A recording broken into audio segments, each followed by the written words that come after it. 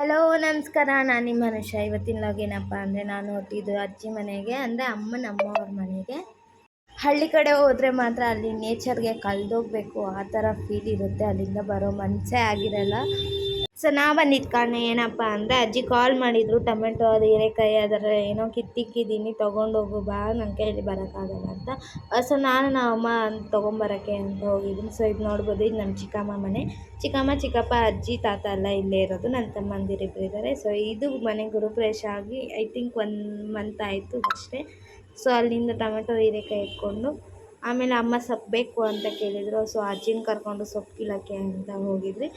So ಸೊಪ್ಪೆಲ್ಲ ಕಿತ್ಕೊಂಡು, ಅಲ್ಲಿ ಸೊಪ್ಪು ಕಮ್ಮಿ ಇದೆ ಅಂದ್ಬಿಟ್ಟು ಬೇರೆ ತೋಟಕ್ಕೆ ಬಂದುಬಿಟ್ಟು ಸೊಪ್ಪು ಅಲ್ಲಿ ಕಿತ್ಕೊಂಡ್ರೆ, ಅಲ್ಲಿ ಇನ್ನೊಬ್ಬರು ಅಜ್ಜಿ ಜಾಯ್ನ್ ಆದರು.